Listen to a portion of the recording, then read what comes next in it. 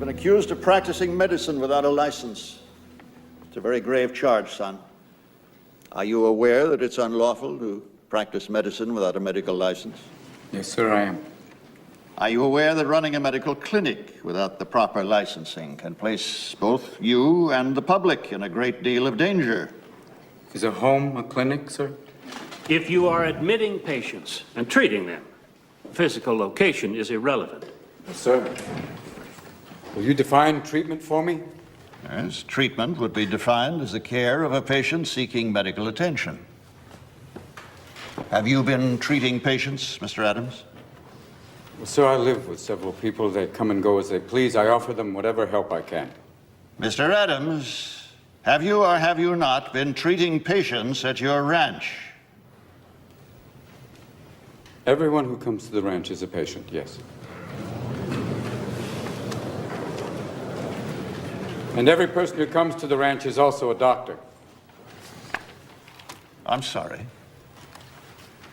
Every person who comes to the ranch is in need of some form of physical or mental help. They're patients. But also every person who comes to the ranch is in charge of taking care of someone else. Whether it's cooking for them, cleaning them, or even a simple task as listening. That makes them doctors. I use that term broadly, gentlemen, but is not a doctor someone who helps someone else? When did the term doctor get treated with such reverence as, oh, right this way, Dr. Smith, or, excuse me, Dr. Scholes, what wonderful foot pads, or, pardon me, Dr. Patterson, but your flatulence has no odor. At what point in history did a doctor become more than a trusted and learned friend who visited and treated the ill? Now, you ask me if I've been practicing medicine. Well, if this means opening your door to those in need, those in pain, caring for them, listening to them, applying a cold cloth until a fever breaks, if this is practicing medicine, if this is treating a patient, then I am guilty as charged, sir. Did you consider the ramifications of your actions? What if one of your patients had died? What's wrong with death, sir? What are we so mortally afraid of? Why can't we treat death with a certain amount of humanity and dignity and decency and, God forbid, maybe even humor? Death is not the enemy, gentlemen. If we're going to fight a disease, let's fight one of the most terrible diseases of all, indifference. Now, I've sat in your schools and heard people lecture on transference and professional distance. Transference is inevitable, sir. Every human being has an impact on another. Why don't we want that in a patient-doctor relationship? That's why I've listened to your teachings, and I believe they're wrong. A doctor's mission should be not just to prevent death, but also to improve the quality of life. That's why you treat a disease, you win, you lose.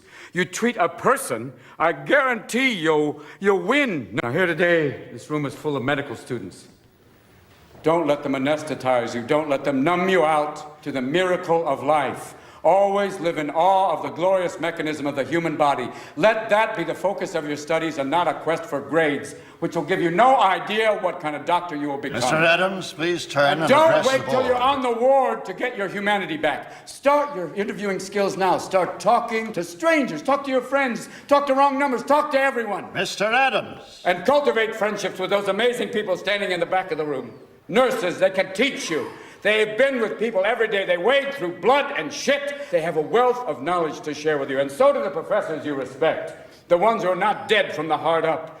Share their compassion. Let that be contagious. Mr. Adams, I demand that you turn and address the board. Sir, I want to be a doctor with all my heart.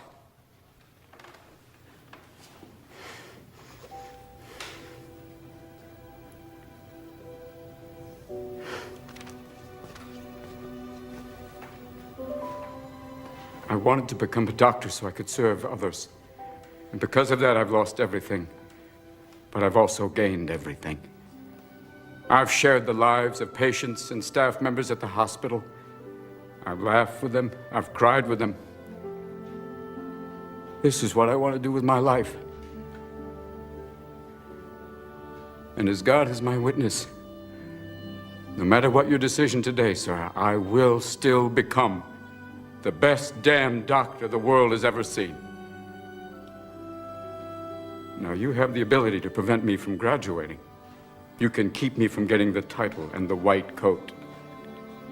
But you can't control my spirit, gentlemen. You can't keep me from learning. You can't keep me from studying.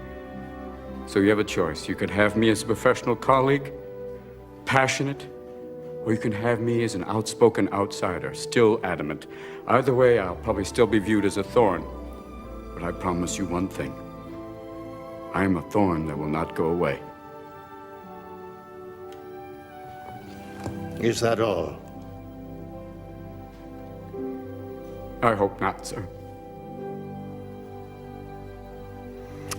We will adjourn briefly.